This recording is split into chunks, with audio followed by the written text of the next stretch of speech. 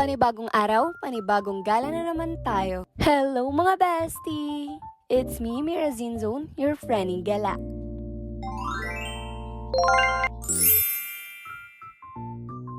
Gusto mo rin ba ma-experience ang 10,000 roses sa Cebu pero wala pang budget? Naku bes, huwag kang mag-alala dahil di mo na kailangan pang lumayo para ma-experience lang yun. Dahil kung may 10,000 roses sa Cebu, dito naman sa Bulacan meron ng 5,000 roses. And imagine, ikagagastos ng malaki dahil 80 pesos lang ang entrance fee doon. Pero bago kami pumunta doon, pumunta muna kami dito sa SM Baliwag. Dahil 4pm pa yung open noon and nasa 1pm pa lang. And naisipan namin na manood muna ng sine. Kasi showing na naman nga ang favorite ng besta ko ng mga Marvel movie. At ayan, mag-road trip na naman nga muna kami dito sa may parking. Road trip dahil sure na pabalik-balik na naman kami dito. And kung makikita, meron na kasing space sa likod. Pupunta pa yan sa unahan. Dahil walang space sa unahan, babalik na naman nga sa likuran. So ganyan, every time na nangyari yan, tawan-tawa talaga ako sa kanya. Habang pababa nga kami dito, nakita naman yung mga naggagandahang gawin ni Miss Universe Philippines 2024 ng Bulacan. Dahil 1:30 na nga, and then 2pm kasi yung papanoorin namin, dito na namin naisipan kumain sa food court. Para malapit na nga lang din kami sa cinema, and dito kasi mas marami talagang pagpipili. Dito na nga lang rin naman naisipan kumain sa Baliwag Lechon at ang in-order ko is yung rice nila na may pork chop and then may 2 barbecue. And yung isa naman namin in-order is yung combo meal nila na may 3 ulam and then may isang kanin. At ayan, for only 349 lang, ganyan na karami yung nakuha namin.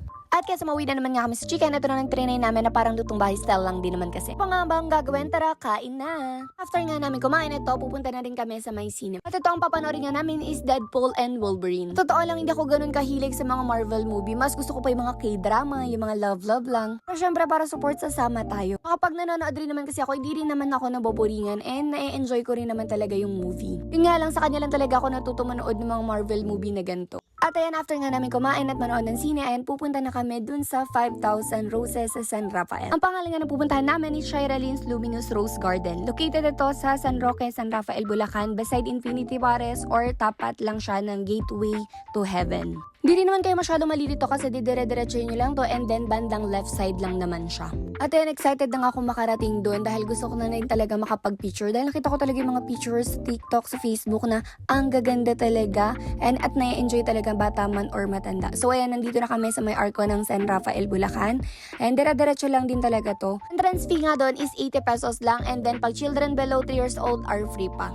Diba, hindi nyo na kailangan pang lumayo or gumastos pa ng malaki para lang makakita ng ganun. At ayan, nakarating na nga kami dito. Nakita na namin ang 5,000 roses na sign, pumasok lang kami dito. So nakalagay dyan, no, entrance, no entry. Kaya lang walang tao, paano kami makakapasok? Yung time niyan is nasa 4:30 na din and parang sarado pa. Kaya nung may nakita kaming tao, tinanong namin kung mga what time kaya open. And sabi niya mga 6pm siguro. Dahil nga matagal pa yung oras, and bumunta muna kami ng Baliwag para kumain.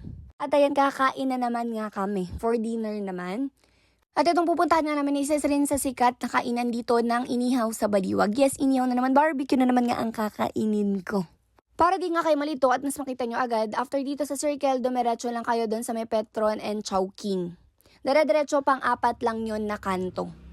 Kami nga kasi, yan sa Save More niya kami dinaan, inikot-ikot namin tuloy ang Baliwag. Simula pa lang na nag-aaral talaga ako nung college, yan, isa to sa favorite ko rin na kainan kasi masarap talaga and kilala talaga tong barbecuehan na to. Sakto nga lang din yung punta namin dito kasi ang open nito is 4pm to 9pm. Tignan nyo naman, halos kako-open lang din pero ang dami na agad na tao. Sa Joyrap pa nga kayo makita to, katabi lang niya yung Staycation Travel Hotel.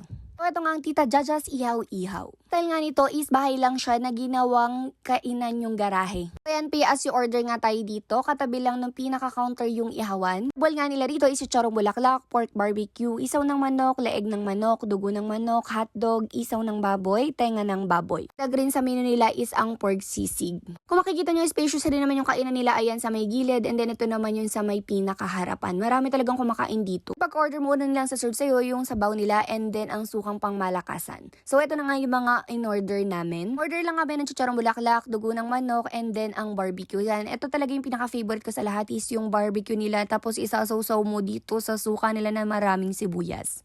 Pag Christmas and New Year nga, dito na lang kami umu-order kesa mag-ihaw pa. So, ayan, nag-advance order ka lang sa kanila and then makukuha mo na rin ng luto. Since 2000 pa to open and until now running pa din yung business nila. 24 years na siyang bukas pero dinadayo pa din. Sa dami na rin talaga ng barbecue na natikman ko, ito talaga masasabi kong babalik-balikan mo rin. And after nga namin kumain, pabalik na ulit kami dun sa may San Rafael. Kaya lang kamalas-malasa naman, umuulan. Paano mag-o-open yung lugar na yun kung umuulan, 'di ba? Sinat ko ulit yung page kung mag-open ba sila pero wala pa rin reply hanggang ngayon. Kaya di na ako umasa, umuwi na lang ako. Ganito nga yung makikita nyo sa loob niyan, merong 5,000 roses na merong white and then red. Diba sobrang ganda kaya sabi ko one day sure na babalikan ko talaga to.